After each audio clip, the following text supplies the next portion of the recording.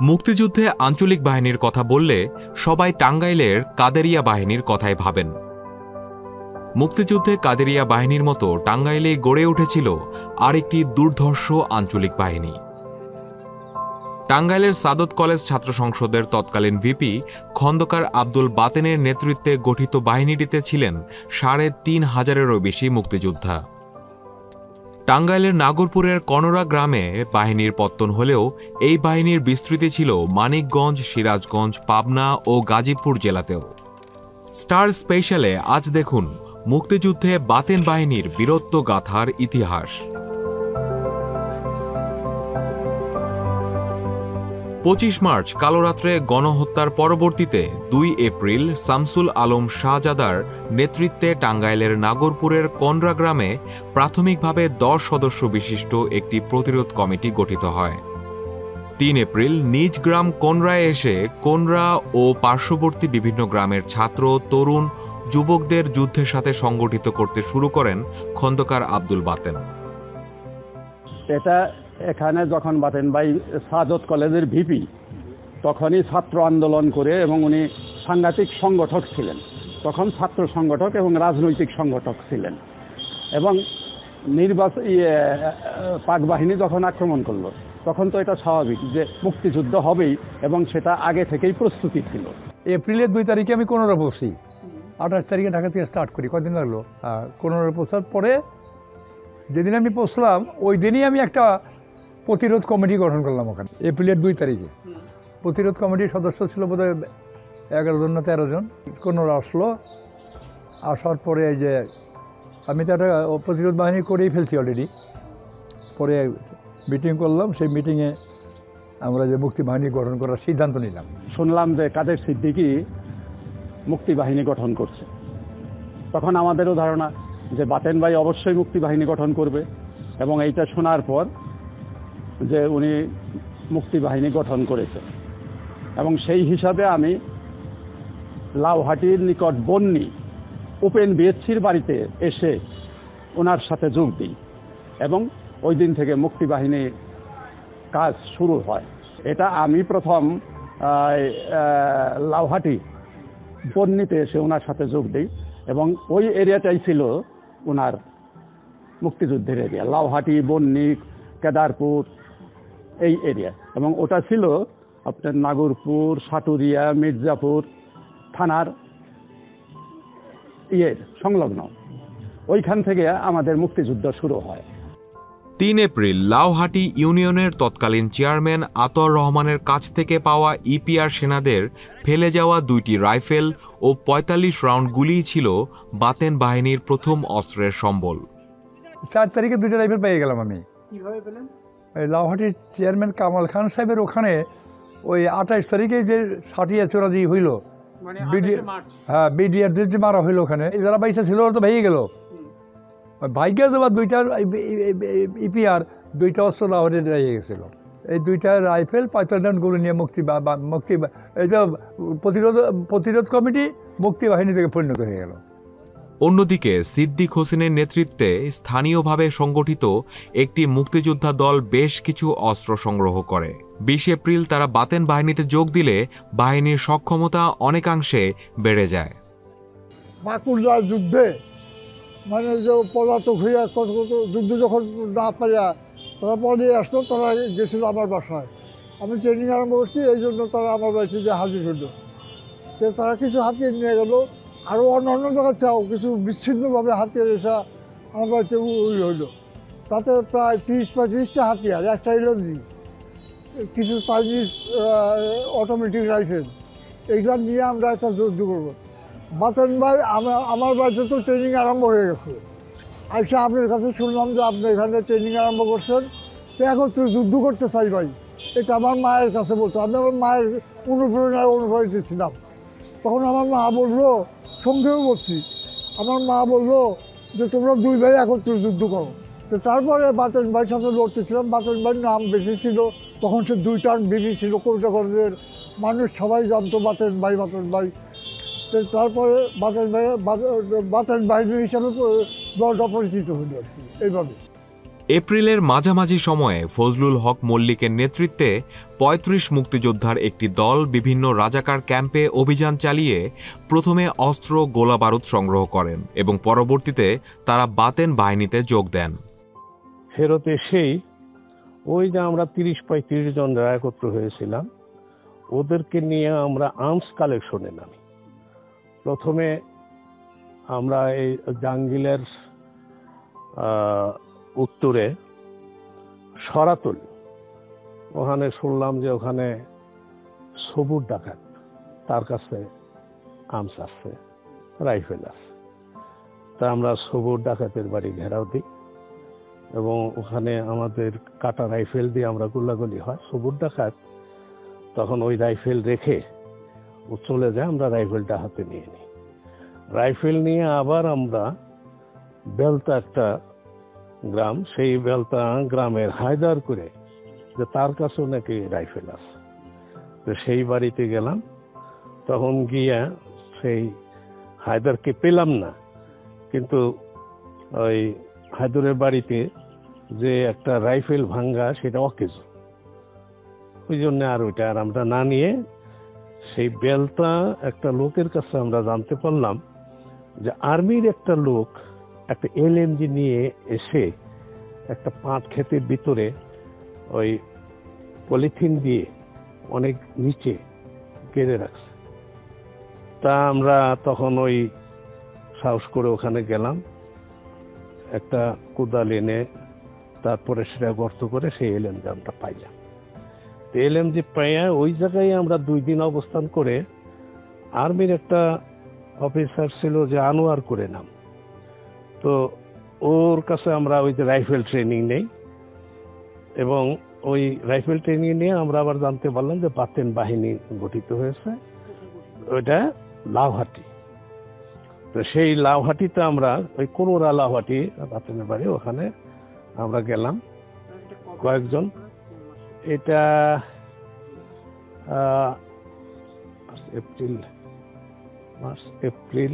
মে মাসে, এপ্রিলের শেষের দিকে। তো ওখানে গিয়ে আমরা খুব সংক্ষেপে বলি বাতেন বাহিনীতে যোগদান করি। প্রশিক্ষণের পাশাপাশি লাউহাটি বাজারে স্থাপিত হয়েছিল বাহিনীর রিক্রুটিং সেন্টারও। প্রথমে লাউহাটিতে প্রশিক্ষণ দেওয়া হলেও পরে টাঙ্গাইলের সাজানির চর ও মানিকগঞ্জের তিল্লি গ্রামে প্রশিক্ষণ ক্যাম্প খোলা হয়েছিল।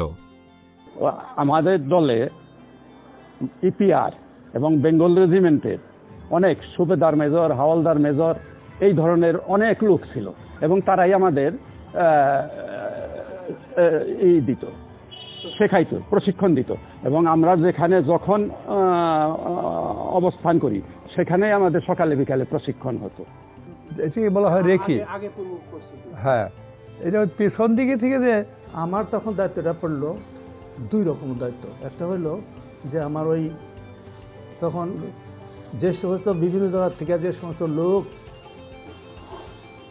আসবে রিক্রুট করার জন্য আমার দায়িত্ব পড়ে। প্রশিক্ষণের জন্য যাদের দরকার তাদেরকে ইন্ডিয়াতে পাঠিয়ে দেওয়া হতো, আর যাদেরকে আমাদের বাহিনীতে রাখলে ভালো হয় সেটা তাদেরকে তাই রাখা হতো। মুক্তিযুদ্ধকালীন সময়ে 50টিরও বেশি যুদ্ধে অংশ নিয়েছিল বাতেন বাহিনীর মুক্তিযোদ্ধারা। মুক্তিযুদ্ধে বাতেন বাহিনীর প্রথম সফল আয়োজন ছিল মানিকগঞ্জের সিংগাইর থানা আক্রমণ। আমরা সবচেয়ে ভালো করিল সিঙ্গার থানা একটা রাত্রে গুড়ি গুড়ি বৃষ্টি হচ্ছিল, ওখানে 25-30 জন গেছি, এক কোম্পানি, আধা কোম্পানি, এক প্ল্যাটন, 25 জন 30 জন করে থাকে একটা থানায়। আমি যে কিভাবে আল্লাহ বাঁচিয়ে রাখতে জানি না, যখন অ্যাটাক হয় আমি ওই রাইফেল নিয়ে আমরা গুলি করতে করতে সামনে যাই, কিন্তু আমি এত অ্যাডভান্স ছিলাম যে একটা গর্তে যখন একটু গর্তের মতো যখন ওখানে পৌঁছায় তখন গ্রেনেড চার্জ হয়, আমাদের লোকজনে গ্রেনেড চার্জ করে। আমি যদি উপরে থাকতাম তাহলে কিন্তু আমি ওখানে মরে যাই গ্রেনেড চার্জে। যা ওখানে হইলে ওই ওদের মালয়েশিয়া, তারপরে কিছু ওই যে পুলিশের লোক, ওখানে আমরা যাওয়ার পরে সব পলায় চলে গেল। 2টা পুলিশের লোক বয়স্ক, তো তাদেরকে আমরা না মেরে বললাম যে তোমরা বাড়ি চলে যাবা, এখানে আর থাকবা না। ওখানে 50 একটা মোটরসাইকেল ছিল, 50 মোটরসাইকেলটা আমরা নিয়ে আসলাম। আর ওখানে কিছু আর্মস টার্মস যা ছিল ওখানে ওই যে ওটা আমরা সংগ্রহ করে আর্মস কালেকশনও আবার ওই যে আমরা জানতে পারছি যে মালয়েশিয়া আছে পুলিশের সাথে, মালয়েশিয়া পাকিস্তানি আর্মির যে মালয়েশিয়া করতো ওরা ওখানে থাকে, এই হিসাবে আমরা বলছি অ্যাটাক করছি। মুক্তিযুদ্ধের মে মাসে বাতেন বাহিনীর 4 জন মুক্তিযোদ্ধা অবিশ্বাস্য কায়দায় সিরাজগঞ্জের চৌহালি থানায় ঢুকে চুপিসারে ঘুমন্ত পাকিস্তানি সেনাদের পাশ থেকে 11টি G3 ও 12টি T3 রাইফেল সহ প্রচুর গোলাবারুদ নিয়ে নৌকাযোগে পালিয়ে যান। চৌহালি মাত্র একটা কোম্পানি দিয়ে ওখানে 80 জন পাঞ্জাবি ছিল, মাত্র একটা কোম্পানি দিয়ে ওখানে চৌহালি থানা দখল করি এবং সেখানে আমরা খুব মারাত্মক রকেট লেন্সার, তারপরে ওই G3 রাইফেল, মানে এই চীনের রাইফেল বা পাকিস্তানিদের পর্যাপ্ত পরিমাণ G3 রাইফেল, তারপরে রকেট লেন্সার, তারপরে ব্রিটিশ LMG আমরা সেখানে করি আর কি, ক্যাপচার করি আর কি। জুন মাসের শেষ সপ্তাহে বরসাজে খাসকাউলিয়া গ্রামে রাজাকার নিধন ছিল মুক্তিযুদ্ধে বাতেন বাহিনীর আরেকটি উল্লেখযোগ্য অপারেশন। জুলাই মাসে আমি একটা অপারেশন করি, সেটা হলো খাসকাউলিয়া। আমি বাতেন বাহিনীতে থাকাকালীনই ওইটা রাজাকার ক্যাম্প ছিল, মানে ওই টাঙ্গাইল জেলা যে শান্তি কমিটির প্রফেসর খালেক, ওটা আমি জানলাম। আমরা জানার পরে আমি বাড়ি সাবরে আর বাতেন বাইরে আমি বললাম যে আমি ওই ওই ওই এলাকাটা আমি অপারেশনে যাব।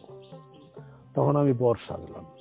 তো বর সাজতে গেলে তো জিন্না টুপি লাগে, একটা জিন্না টুপি সংগ্রহ করলাম আশেপাশে গ্রাম থেকে। এক গ্রামে গেছি, পঞ্চ একটু বড় হয়, তবু ওই পঞ্চটাই নিলাম, রুমাল মুখে নিলাম, একটা পাঞ্জাবি ছিল, আর আমার বাবার মাসলাইজটা একটা লুঙ্গি ছিল, ওটা ওই খাসকাওয়ালি থেকে। তখন আমি এক আরবির আজাহার করে নাম চর এলাকার, ওই 2 জন আমরা ওই অপারেশনে, ওর কাছে একটা হারিকেন, আমার কাছে একটা টর্চ লাইট, আর ওর কাছে একটা ব্যানওয়েট, আমার কাছে একটা ব্যানওয়েট। তো ওই ব্যানওয়েট নিয়ে আমরা অপারেশনে যাই।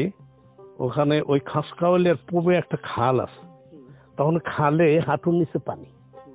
তা আমরা ওই খালটা পার হয়েই দেখি মাঠে 27 থেকে 28 জন শান্তি কমিটি হোক, রাজাকার হোক, এই ধরনের লোকজন। কেউ কেউ এসে বলতেছে, হ্যাঁ এখানে আপনি কই আসলেন, কি পরিচয়? আমি বলি যে ওই দিকে আমরা আসছি, আমার বাবা মৃত্যুবরণ করছে কিছুদিন আগে, আমার মাও বৃদ্ধ, তা আমি তার বড় ছেলে, আমাকে বিয়ে করাইবে, এই জন্য আমি এই কাজী সাহেবের কাছে আসছি, মাওলানা কাজী সাহেব এখানে। বলার পরে একজন এসে বলতেছে, আরে অনেকদিন পরে বিয়ে সাথী, মিষ্টি মিষ্টি আনবেন না? তখন আমি বললাম আমার চাচা মিষ্টি নিয়ে আসতেছে। তো এর ভিতরেই তো ধরেন ওখানে একটা ছিল, ওই যে খাল, ওই খালে গিয়ে আবার উজু করলাম, উজু করে না ওখানে ওই নামাজে দাঁড়াইলাম। নামাজে যখন দাঁড়াইলাম, ফরজ নামাজটা পড়লাম। সুন্নত নামাজ পড়ার শেষ রাখাতে লুঙ্গি ছিঁড়ে যায়, মাসলেস লুঙ্গিটা শক্ত, তো শব্দ হইলে আমি ওই শেষ রাখাতে আমি বেরিয়ে আসি। তখন ওরা নামাজ শেষ করে তো বলতেছিল যে কাজী সাহেবের এত দেরি হইতেছে কেন, কে যেন গেল, তো চলেন ওই যে ভিতরে বসি, ওখানে ভিতরে বসি। তখন ওই দিন ওই ইয়াহিয়ার ভাষণ ছিল, ওই মানে সন্ধ্যা 7টায় মনে হয়, ওই যে লাল আছে, এই কি বলে রেডিও আছে টেবিলের উপরে, চলেন ওখানে বসি, ভাষণ শুনি, পরে আপনি যা কিছু করবেন নি। আমি আবার ওই ভিতরে ঢুকছি, ওই বেঞ্চে একজন বলছে বসেন, আবার ব্যানট ছিঁড়ে গেছে। এর ভিতরেই আমি যে প্ল্যান করে গেছিলাম, আব্দুল হাই করে আমাদের যে সেকশন কমান্ডার 10-11 জনকে বলে গেছিলাম যে তোমরা ঘেরাও দিবা, ওখানে ওই চাট করলে ফায়ার করবা আর ফুল করলে স্টপ, এটা কোর্ট, এটা আমি বলে চলে গেছি। ওরা ওই যে আমাদের যে টর্চ লাইট হারিকেন, ওই হারিকেনটা জ্বালাইতেছিল, তো ওরা মনে করছে যে তখন ওরা গুলি শুরু করে দেয়। ওই 5-6 জন মারা যায় গুলিতে। যাই হোক, আমাদের অপারেশন সাকসেসফুল হলো, যাকে মানে ধরতে গেছিলাম সেও মারা যায়। মুক্তিযুদ্ধে বাতেন বাহিনীর আরেকটি গুরুত্বপূর্ণ অপারেশন ছিল মানিকগঞ্জের সাটুরিয়া থানা আক্রমণ। সাটুরিয়া থানাটায় ওই সালিম আহমদ বাড়ি আর কি যে নাগরপুর সালি ওসি মর্তুজ আলী ও তো ইনভাইট করে নিল আমাদের যে সারেন্ডার করবো আর কি। আমরা মাত্র ওখানে 21 জন না 22 জন হবে, আর একটা মাত্র এলএমজি নিয়ে গেছি ওখানে। আর আমার ডাইরেক্ট সামরিনেট ওই দেলজুকের নাম মুখলেসুর রহমান দেলজু, ওর বাড়ি হলো কাজীর পাশুটিয়া, ওর কমান্ডে ওখানে পাঠাইলাম। কিন্তু খুব স্যাড টু সে দ্যাট ওই মর্তুজ আলী সে আমাদের উপর গুলি চালাইল। তা আমাদের একটা এলএমজি ছিল, আমাদের চাইনিজ এলএমজি, যে কারণে আর কি ওই পুকুর সাতপুরের সামনে একটা পুকুর আছে, পুকুর 7টায় যে আমরা সেই থানা দখল করি পারে আর কেমন চালাইছিল সমানে ফায়ার। আমরা মাত্র 21 জন 22 জন নিয়ে গেছি, সারেন্ডার করবে তো। মুক্তিযুদ্ধের মে মাসের মাঝামাঝি দৌলতপুর থানা দখল করেন বাতেন বাহিনীর মুক্তিযোদ্ধারা। 3 দিকে ঘেরাও করে এক সাইড খোলা রাখছি যাতে ওরা চলে যায় আর কি, আমাদের বাধা লাগায় আর কি। পরে ওখানে ছিল যে এখানে টাঙ্গাইলে চারান করে একটা গ্রাম আছে কালিতি থানায়, ওই চারানের আব্দুল লতিফ ছিল ওখানে সেকেন্ড অফিসার পুলিশের দারোগা, ও আবার আমার বাবার সঙ্গে চাকরি করছে। আমি ওনার আগে থেকে চিনতাম, পরে আমি মেসেজ পাঠাইলাম একজন যে কাকে আপনি সারেন্ডার করেন, সারেন্ডার করে ভালো হবে, এখন তো মুক্তিবাহিনীর খুব জোর এখন। পরে উনি সারেন্ডার করলেন সব ফোর্স নিয়ে। এরপরে আমরা দৌলতপুর আক্রমণ করি, দৌলতপুর থানা, এবং ওখানে অল্প কিছুক্ষণ যুদ্ধের পর পুরা দৌলতপুর থানা আমরা দখল করি। ওখানেও আমরা আর্মস এমিনেশন। একই সময়ে বাতেন বাহিনীতে মুক্তিযোদ্ধার সংখ্যা দাঁড়ায় 3000-এরও বেশি। তাতে আমাদের এখন অনেক অস্ত্র হয়ে গেল, 3000-এর উপরে মুক্তিযুদ্ধ হয়ে গেল। আর পুলিশ আসতেছে ভাইগা, বিডিআর আসতেছে, বিআর ভাইগা আসতেছে, বেঙ্গল রেজিমেন্ট ভাইগা আসতেছে, তাতে আমাদের মোটামুটিভাবে 3000-এর উপরে ভোট হয়ে গেল। মূলত ছাত্র, EPR, police, Bengal regiment, Dhaleshwari, পরে তিল্লি গ্রামে, তারপরে কোনোরা গ্রামে, যখন যেখানে যেতাম সেখানেই ক্যাম্প মূলত হইতো। এমনি পার্মানেন্ট ক্যাম্প আমাদের কোথাও ছিল না, এই চলন্ত সব। জুলাই মাসে অস্ত্র সংগ্রহের জন্য খন্দকার আব্দুল বাতেন ভারতের উদ্দেশ্যে গমন করলে বাহিনীর অস্থায়ী প্রধানের দায়িত্ব গ্রহণ করেন অস্ত্র বিভাগের প্রধান আবুল কালাম আজাদ শাহজাহান। ভারত যাওয়ার পরবর্তীতে খন্দকার বাতেনের ভারতে বন্দী হওয়ার খবর প্রচারিত হলে বাতেন বাহিনী ভাঙনের মুখোমুখি হয়। এ সময় বাহিনীর মুক্তিযোদ্ধাদের ঐকান্তিক প্রচেষ্টায় বাহিনীটি ভাঙনের হাত থেকে রক্ষা পায়। শুনলাম যে বন্দী হয়ে গেছে, বন্দী হয়েছে তো শোনার পরে বাহিনী প্রায় একবার ভাঙা হয়ে গেছে হালকা, সবাই ভয় পেয়ে গেল। পরে আমি একটা বড় মিটিং করে নিয়ে সেখানে জ্বালাম, এটা বক্তৃতা এটা করলাম আপনার বরাজ, একটা জ্বালাম, এই বক্তৃতা দিলাম। বললাম যে জন্ম যখন নিচ্ছি আমাদের তো মরতে হবেই, তো একটা কথা তোমাদের আমরা বলে দিই, একদিন এই মুক্তিযোদ্ধাদের মানুষ, এই দেশের মানুষ ই করবে, পূজা করবে একদিন। তোমরা যদি ভাইকে দাও, আত্মসমর্পণ করো, তাহলে তোমাদের স্থান হবে দুদকে, একটা কেলেঙ্কারি অধ্যায় তোমরা পড়ে যাবে। আর যদি বিজয়ী হও, একদিন দেখবে এই দেশের মানুষ লাল সবুজের পতাকাতে তোমাদের বরণ করে নেবে। আবার সব এক হয়ে গেল, জয় বাংলা বলে স্লোগান উঠলো আবার, যে last drop of blood but no surrender. বাহিনীর দ্বিতীয় পর্যায়ে আরও দুর্ধর্ষ রূপে ফিরে আসে বাতেন বাহিনী। একের পর এক দুর্ধর্ষ অপারেশনে পাকিস্তানি বাহিনীকে ত্রস্ত বিধ্বস্ত করে তোলে। করছি, পাগলে ব্রিজ অপারেশন করছি, কালিয়াকোর ব্রিজ অপারেশন করছি। 14 আগস্ট পাকিস্তানের স্বাধীনতা দিবসে সাটুরিয়া থানায় আক্রমণ ছিল বাতেন বাহিনীর বৃহৎ একটি যুদ্ধ। 13 আগস্ট রাতে সাটুরিয়া থানায় আক্রমণ চালিয়ে দখল করে 14 আগস্ট থানায় স্বাধীন বাংলাদেশের পতাকা উত্তোলন করেন মুক্তিযোদ্ধারা। একই সঙ্গে সাধারণ মানুষের জন্য খুলে দেওয়া হয় সাটুরিয়ার খাদ্য গুদামও। সাটুরিয়া থানাটা আমাদের হাইকমান্ড সিগন্যালের মাধ্যমে হাইকমান্ড বলল যে আজকে রাত্রি 3টার দিকে সাটুরিয়া থানা অপারেশন করা হবে। সব মুক্তিযোদ্ধাদের কোম্পানিতে আমাকে জানিয়ে দিল। তখন আমরা ওই সময়ে আর কি ওনার অনুমতি সহকারে আমরা সাটুরিয়া থানা রাত্রি 3টার সময় ঘেরাও করলাম। নেতৃত্বে ছিলেন সুরজাল মেজর আবু তাহের। আর খণ্ড যুদ্ধ তো প্রচুর হয়েছে। শেষের দিকে যে খণ্ডযুদ্ধ প্রতিদিনই 2-3টা করে হয়েছে। পুরো মুক্তিযুদ্ধকালেই বাতেন বাহিনীতে সাংগঠনিক কাঠামো বজায় ছিল। বাহিনীতে সামরিক ও বেসামরিক আলাদা বিভাগ ছিল। বেসামরিক বিভাগের অধীনে ছিল নিরাপত্তা, খাদ্য, অর্থ ও বিচার ও গণসংযোগ, রাজনৈতিক প্রশিক্ষণ বিভাগ। আর গোয়েন্দা বিভাগের ব্যাপারে যে এইটা একটা অফিসও ছিল, সেই অফিসে আমি গোয়েন্দা বিভাগের প্রধান হিসাবে, নিরাপত্তা বিভাগের প্রধান হিসাবে আমি থাকতাম। সে আমার কাছে, আমার অধীনে আবার কয়েকজন তথ্য অফিসার ছিল। সেই তথ্য অফিসাররা তারা বিভিন্ন এলাকা ভাগ করে মানে সংবাদ প্রদানকারী অনেক লোক তৈরি করছিল, যারা যে কোনো রকম সংবাদ তারা ওই তথ্য অফিসারের মাধ্যমে আমার কাছে আসতো। আমি সেটা হেডকোয়ার্টারে, একটা ভ্রাম্যমান হেডকোয়ার্টার ছিল, যারা মানে পরিচালকবৃন্দ ওখানে থাকতো, তাদের আমি ওখানে পৌঁছাতাম। তারপরে যে কোনো সংবাদ হলে পরে তার পরিপ্রেক্ষিতে কী করতে হবে সেটা ওখানে সিদ্ধান্ত হতো। সেটা আহত মুক্তিযোদ্ধাদের চিকিৎসার সুবিধার্থে বাতেন বাহিনীতে চালু ছিল ভ্রাম্যমাণ হাসপাতালও। আমাদের বাহিনীতে একটা মেডিকেল ডিপার্টমেন্ট ছিল ভ্রাম্যমাণ, এবং সেটাতে ডাক্তার ছিলেন ডাক্তার জহিরুল ইসলাম, আরেকজনের নাম হলো ডাক্তার বসন্ত কুমার সাহা, আরেক ময়মনসিংহ মেডিকেলের আরেকজন ছিলেন ডাক্তার নিখিল সাহা, আর 5 জন ছিল এখানে নার্স। একজন ছিল লিভারানি, এই প্রধান। এরা তো সেবিকা হিসাবে কাজ করতো। সব প্রাথমিক চিকিৎসা হতো। হ্যাঁ, প্রাথমিক চিকিৎসা হতো। তখন একটা জিনিস,